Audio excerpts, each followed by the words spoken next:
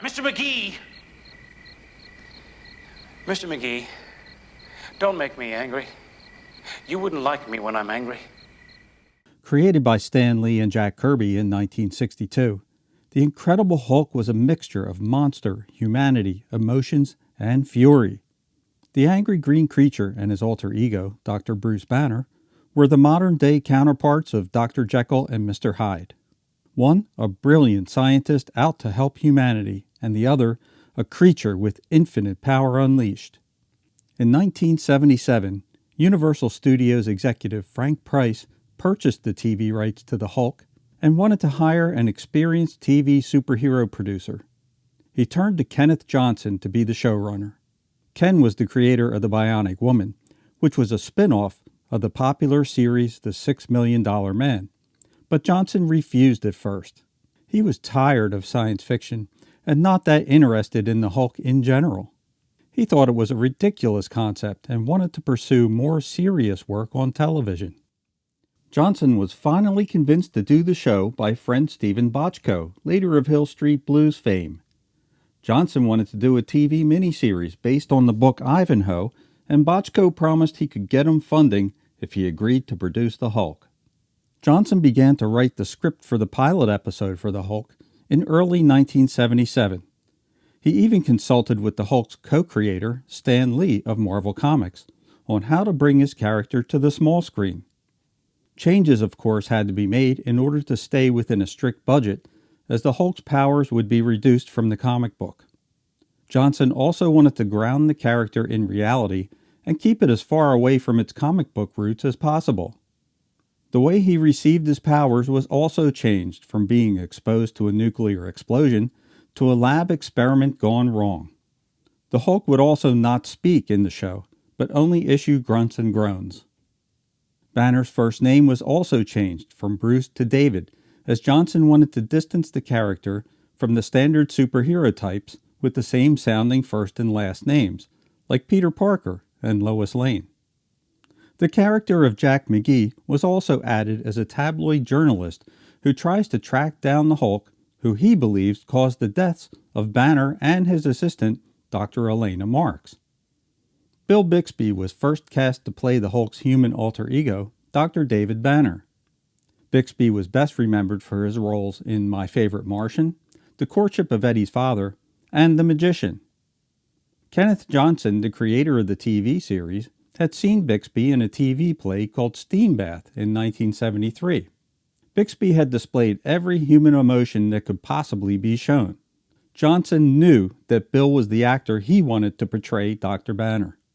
In fact, according to Johnson himself, Bixby was the only actor to be sent a script for the part. Bixby's first reaction after seeing the title of the show was, "Oh, please, I don't want to be involved with anything called The Incredible Hulk." He quickly changed his mind, though, after reading the script. For the Hulk, Ken Johnson originally wanted Richard Kyle to play the part. Kyle was best known at the time as the villain Jaws in the James Bond films The Spy Who Loved Me and Moonraker. After viewing early screenings of Kyle, it was thought that he wasn't a good fit for the character and was let go after a week of filming. Arnold Schwarzenegger, who was also approached for the part but was filming Conan at the time, recommended his friend Lou Ferrigno.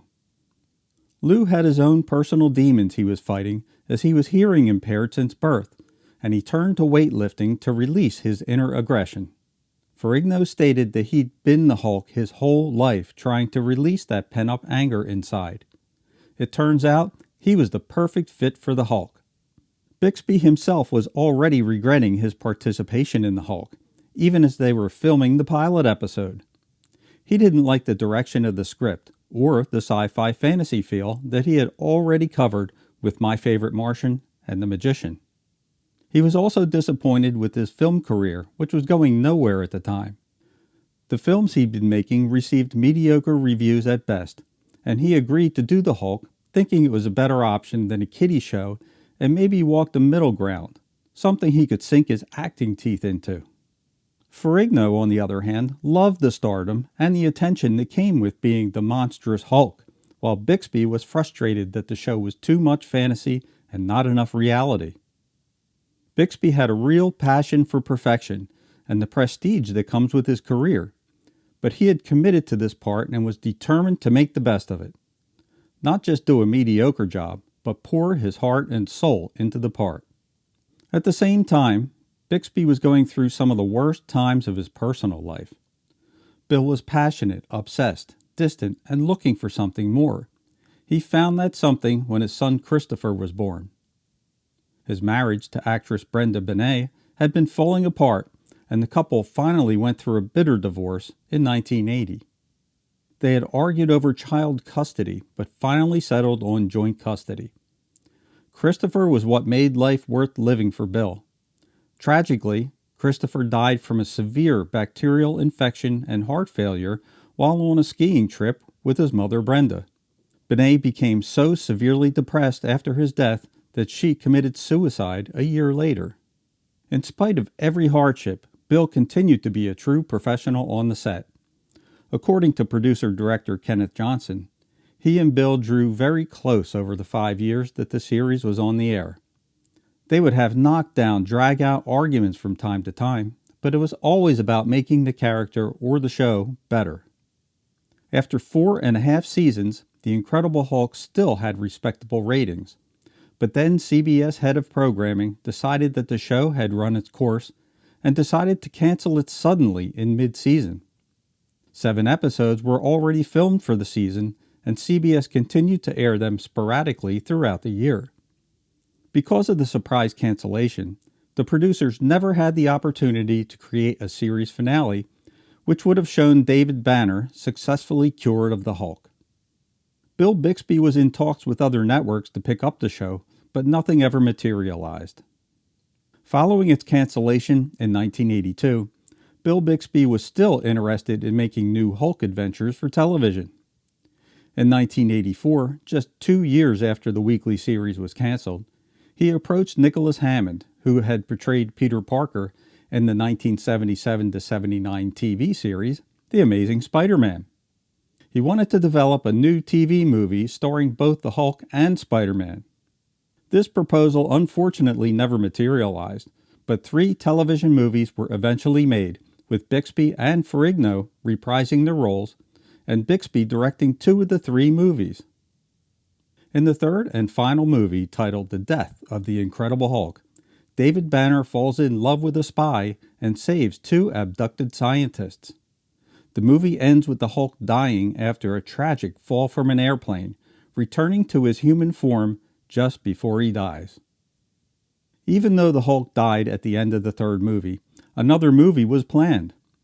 The rumor was that the Hulk would now be able to talk after reviving with Banner's mind intact.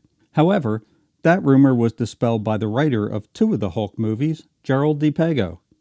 He revealed that Banner would have been revived without the ability to transform into the Hulk at all. Instead, he'd finally turned back into the Hulk again in the final act of the movie. Tragically, the film was never made, as Bill Bixby was diagnosed with advanced stage prostate cancer in 1991 and passed away in November of 1993. At one point, Bill was thought to be in remission, but the cancer returned with a vengeance. Even while dying of cancer, Bill continued to work right up to the end, directing an episode of the TV show Blossom just 6 days before he died. In his last interview with Entertainment Tonight, Bill reflected on his life and career. I would hope that I have left behind something that would leave goodwill, and then my life will have been worth something. But it's tough. I've watched Bill Bixby on TV since playing Tim O'Hara on the sitcom My Favorite Martian in the 60s, but thought he was brilliant as Dr. David Banner in The Incredible Hulk. What are your favorite memories of The Incredible Hulk or of Bill Bixby himself? Leave your thoughts in the comments below, and as always, this is Rich from Rerun Zone signing off. Goodbye for now.